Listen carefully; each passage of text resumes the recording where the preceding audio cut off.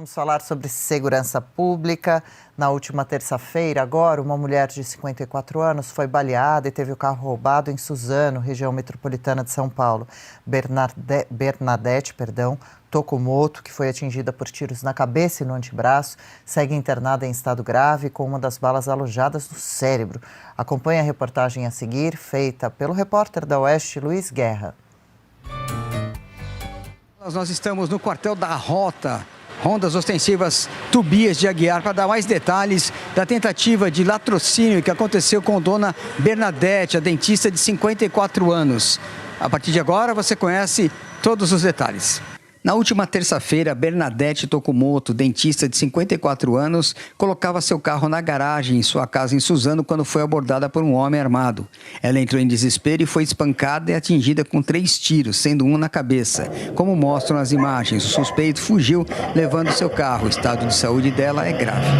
A partir das câmeras de segurança e depoimentos, a polícia militar chegou ao suspeito que morava a cerca de 3 quilômetros da vítima. Houve tentativa de fuga, a abordagem a Gabriel dos Santos Araújo, de 24 anos, que reagiu e foi morto pela Rota. Fomos então ao encontro do coronel Racorte, do Choque e da Rota. Desde os 14 anos, ele teve o seu primeiro crime, cerca de 11 crimes, e que ele foi preso em flagrante, que foi conduzido, fora os outros crimes que nunca vamos saber. Ele foi condenado a 10 anos em uma dessas ocorrências, ele saiu de temporária do presídio do Litoral e não voltou, mas voltou para cometer crimes. Coronel, boatos deram conta de que a polícia prende mal. Aqui nós somos treinados, capacitados. Exemplo, ano passado, 2024, 1.047 pessoas foram presas em flagrante por nossas equipes. Vítima, produto, ela informando, ele que me roubou.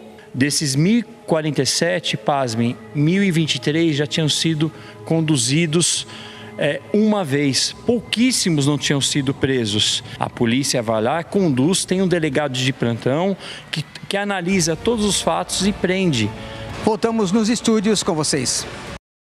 A gente bem falava da pesquisa, a população cansada, assustada, com medo, tema principal, insegurança nas ruas.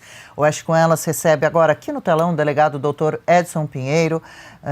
Qual seria, afinal, a explicação para esse entra e sai de cadeia por parte dos bandidos, crimes violentos que se repetem com frequência, assustadora, punições brandas? Nesse VT, né, nessa reportagem do Luiz Guerra, a gente viu também o rolo da ficha criminal, né, do suspeito, assim como aquele caso clássico que aconteceu há pouco, né, uma policial mostrando em um programa de televisão um rolo imenso de ficha de entra e sai de um bandido, né, a ficha mesmo criminal dele, né? O que será que acontece? Conosco aqui, então, doutor, bem-vindo, obrigada pela participação em Oeste com Elas.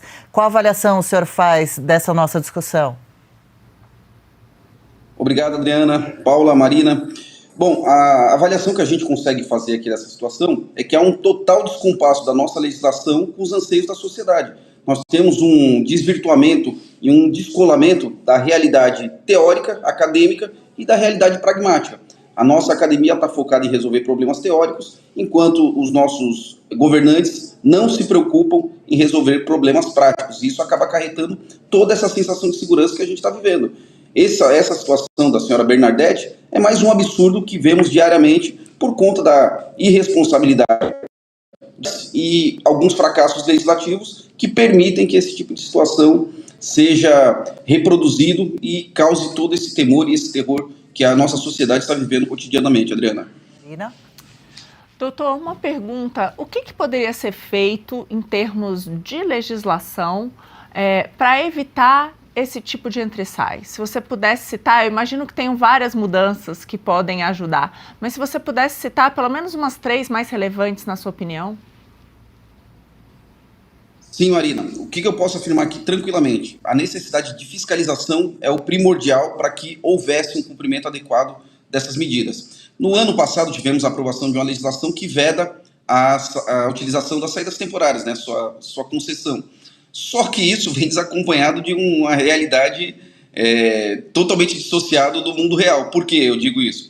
Ora, se você tem alguns institutos de execução penal que deveriam acompanhar esse preso, fazer o monitoramento, fazer o acompanhamento, e até esse momento isso não foi implementado pelo Estado, evidentemente que não vai ocorrer uma validação, uma aplicação efetiva e um resultado satisfatório nessa situação. A legislação determina que a prisão ela tem uma função ressocializadora, mas para ressocializar eu primeiro tenho que passar por um estágio inicial de adequação, de educação e de convívio em sociedade. Simplesmente o que ocorre é que o judiciário, se imiscuindo dessa responsabilidade, tira o peso das costas, colocando a responsabilidade sobre a lei. Ora, a lei é fraca, a lei determina isso, quando na verdade deveria passar por um filtro muito mais rigoroso e cauteloso sobre os tipos de medida e os tipos de pessoa que são colocadas em liberdade. Paula? Delegado, bom dia. A minha pergunta é como que pode ser feito a prisão desses bandidos, né, dessas pessoas que estão presas em flagrante, sem que isso pode causar um dano para o policial que está fazendo essa abordagem, né? Porque a gente sabe que tem uma perseguição, que tem um policial, ele é mal visto perante o juiz, né? E ele fica de mãos atadas muitas vezes. Então, como que seria a melhor abordagem, né? Tendo em vista que o rapaz morreu, né? Sim, nenhuma instituição, nenhum profissional gosta de fazer o mesmo trabalho 4, 5, 6 vezes, ter o retrabalho. Nesse caso aqui, a gente verifica que o criminoso foi preso 6 vezes, 3 enquanto menor e 3 enquanto adulto, maior de 18 anos. E ele tinha apenas 24 anos.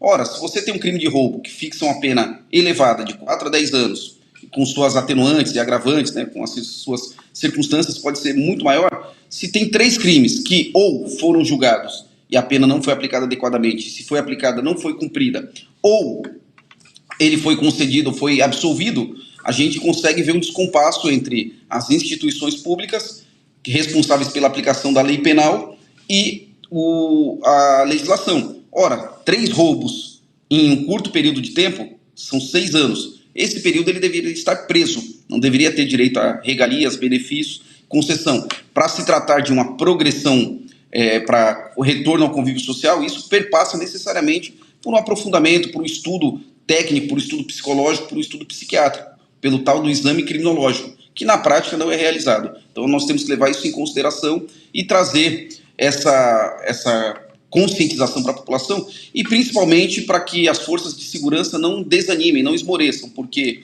todo o trabalho feito pelos policiais, a dedicação diária, o dia a dia é feito com enfoque na sociedade. Nós trabalhamos para garantir o bem-estar da sociedade. Porém, quando as próprias instituições são responsáveis pela valorização desses profissionais, pelo trabalho, pela observação, pela observância ali dos seus direitos, garantias, dos seus deveres, da sua sensação de trabalho bem cumprido, joga contra, isso traz uma sensação muito ruim de descrédito e de desânimo na atuação do dia a dia do policial.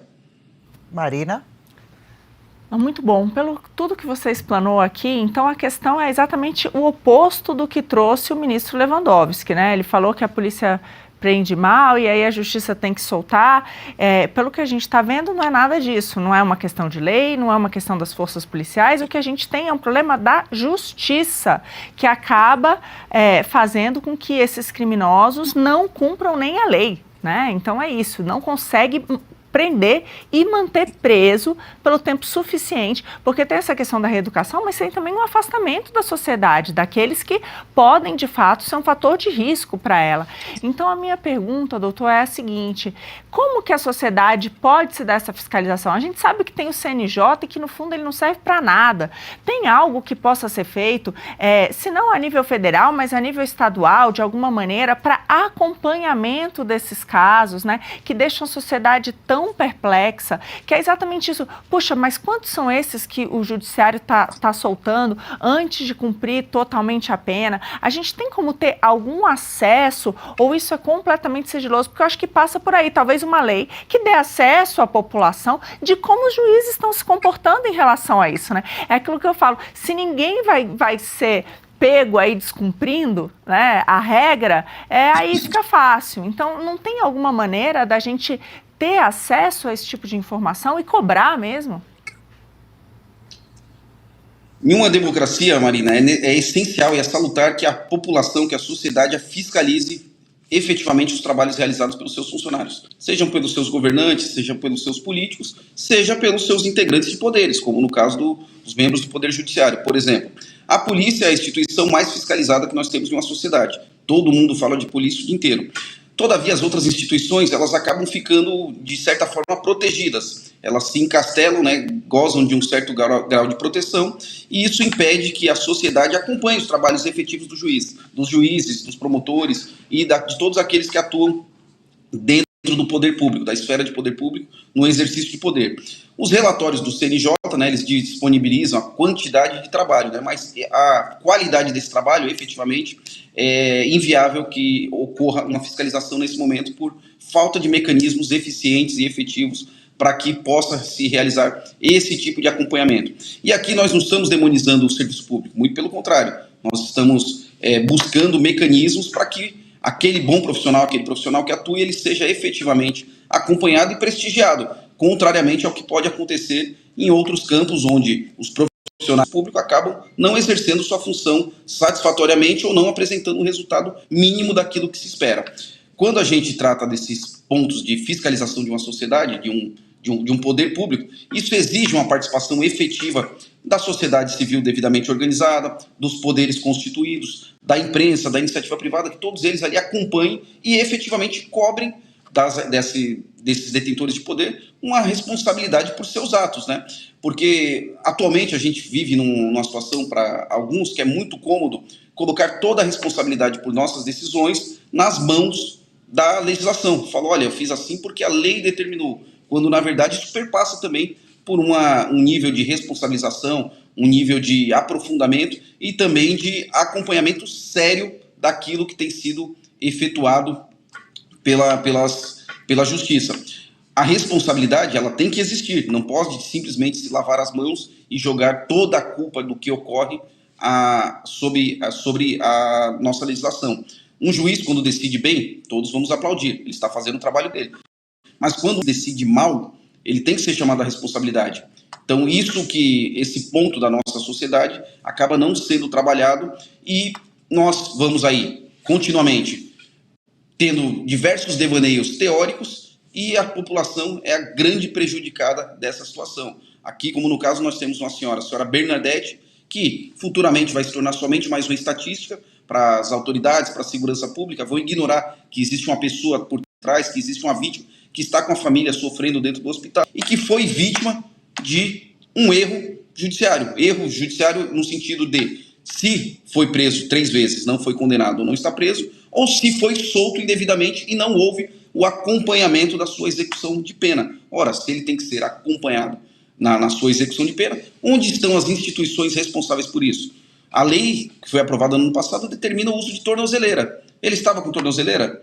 Realizou-se o exame criminológico? Quem autorizou essa saída sem a realização do exame criminológico? Então são esses pontos aqui que nós temos que nos posicionar e efetivamente cobrar dos poderes públicos para que diminuam, que esses casos não ocorram. Isso é extremamente péssimo. Imaginem vocês os policiais que tiveram que realizar a prisão desse criminoso 6 vezes. Isso é inadmissível, isso é inaceitável. Até mesmo porque os policiais colocam diariamente a vida em risco, né, para fazer prisões como essa tão arriscadas. Doutor, para a gente caminhar para o nosso encerramento, segundo a Secretaria de Segurança Pública, esse criminoso, esse assassino, ou pelo menos ele tentou, né, a moça está tentando sobreviver no hospital com uma bala alojada no cérebro, era foragido da justiça. Ele não retornou à prisão depois de ganhar a saidinha temporária em 11 de março, agora de 25. Ele tinha 6 passagens por roubo, sendo que uma delas em 2017 também atirou na vítima no momento do crime, além de 2 registros por lesão corporal. Ou seja, é claro que era uma pessoa perigosa, né? Um bandido perigoso. Como o senhor vê essas saidinhas? Será que elas teriam que ser vistas, autorizadas com mais cautela? Bom, Adriana, com muito mais cautela essa análise. Por quê? Não estamos aqui ignorando que o retorno, a reintegração daquele preso à sociedade tem que ocorrer. Aqui eu falo como professor de Direito Penal de 2 universidades e posso falar com tranquilidade. Nós temos que reintegrar, sim, essas pessoas à sociedade. Mas para isso existem critérios técnicos, critérios que devem ser analisados, e não simplesmente da forma que é feita, praticamente tabelado. Olha, feriado tal você vai sair, feriado tal você vai sair, vai ficar 5 dias e você decide se volta ou não. Ora, e o acompanhamento técnico? E o direito da sociedade de ter a segurança pública? Não é simplesmente abrir a porta, soltar todo mundo e falar, olha, agora vocês estão reintegrados. Não funciona assim. Então, o rigor na concessão dessas medidas, o acompanhamento real, ali um trabalho que exista de forma séria, de forma contínua e de forma que acompanhe essa progressão e essa reeducação do preso para retorno a convívio à sociedade, é muito importante. Nós temos que levar em consideração que nós temos uma taxa altíssima de reincidência criminal, beirando quase os 80%.